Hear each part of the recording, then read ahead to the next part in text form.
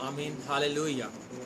खुदाम यीशु मसीह के जलाली और बाबरकत नाम में आप सबकी सलामती हो। जितने भी मेरे फेसबुक फ्रेंड्स हैं, जितने भी यूट्यूब पर मेरे साथ मुंसलिक हैं और खुदा के कलाम को सीखते हैं, गीतों के वसीला से बरकत को रिसीव करते हैं, खुदावंद आपको बरकत दे।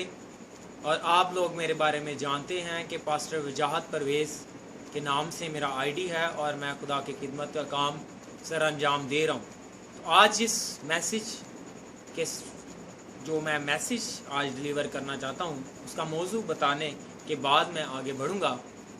मौजू ये है कि हमने आसमान की बादशाही के लिए माल को जोड़ना है। कलाम मुकद्दस में मत्ती के अंजील उसका 6 बाब और उसकी 19वीं आयत में पढ़ें तो लिखा है, यीशु मसीह ने कहा, अपने वास्ते ज़मीन पर माल जमा ना करो जहाँ कीड़ा और जंग खराब करता है और चोर नकब लगाते और चुराते हैं, बल्कि अपने लिए आसमान पर माल जमा करो जहाँ ना कीड़ा खराब करता है और ना जंग और ना वहाँ चोर नकब लगाते और चुराते हैं, क्योंकि जहाँ तेरा माल है वहीं तेरा दिल भी लगा रहेगा। आमीन। खुदावंद के पाक कलाम के पढ़े और सुने जाने पर खुदावंद की बरकत आप खुदावंद का शुक्र। आमीन। तो कलाम मुकद्दस में यीशु मसीह ने हमें जो तालीम दी है, तालीम देने के दौरान उन्होंने ये भी तालीम देते हुए कहा कि अपने वास्ते ज़मीन पर माल जमा ना करो जहाँ कीड़ा और जंग खराब करता है और जहाँ चोर नकब लगाते और चुराते हैं। यीशु मसीह नासरी जो हैं वो हमें आसमान पर माल जमा करने के लिए कहते हैं, लेकिन लम्हा फिक्रिया ये है कि परेशानी की फिक्र करने की बात यह है कि लोग जितने भी बिशप हैं, एल्डर हैं, मुबशर हैं, पास्टर्स हैं, बहुत ज़्यादा तादाद में जो है वो ज़मीन पर माल जमा करने के तरफ उनका फोकस है। लेकिन यीशु मसीह की इस वर्ष को वो भूल चुके हैं कि हमने आसमान की बादशाही में माल को जमा करना है। ज़मीन पर माल जमा करने के लिए यीशु मसीह नहीं कहते। जब यीशु मसीह के पास दौलतमंद आया तो दौलतमंद ने कहा कि यीशु मसीह को कहा कि मैं क्या करूं कि मैं हमेशा की ज़िंदगी को रिसीव करूं। यीशु मसीह ने सारे हुक्म याद करवाए। यीशु मसीह ने कहा कि माँ बाप की इज्जत कर, ज़िना न कर, चोरी ना कर, झूठ ना बोल, झूठी गवाही ना दे, बेगाने माल का लालच ना कर। सारे हुक्म को याद करवाया।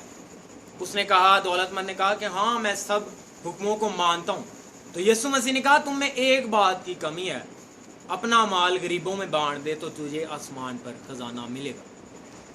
अब यीशु मसीह ने ये नहीं कहा कि और अपना माल जमा कर, उसने कहा नहीं, अपना माल खिदमत में लगा दे, गरीबों, यतीमों, बेवाओं में बांट दे तो तुझे आसमान पर खजाना मिलेगा।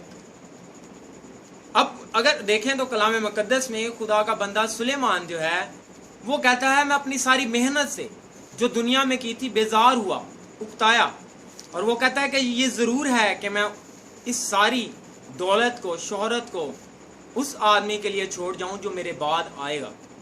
उसने कहा ये लाजम है कि मेरा जितना भी कमाया, जितना भी मैंने जमा किया है उस आदमी के पास चला जाएगा जो मेरे बाद जो है वो बादशाह बनेगा। वो कहता है मैं बेजार हूँ, मैं उकता रहा हूँ। जब वो बुजुर्ग हुआ, क्योंकि जब खुदा ने उसे हिकमत दी तो हिकमत के साथ खुदा ने कहा कि तुझे दौलत भी मिलेगी, शोहरत भी मिलेगी। अब वो बेजार है, उकता रहा है, क्योंकि उसकी 1000 बीवियाँ थीं और उसने बहुत सी बीवियों के लिए जो है वो बगीचे लगाए, बाग लगाए। उसके पास नौकर चाकर थे, ऐसा कि यरूशलेम में उसके जैसा बड़ा आदमी कोई ना था।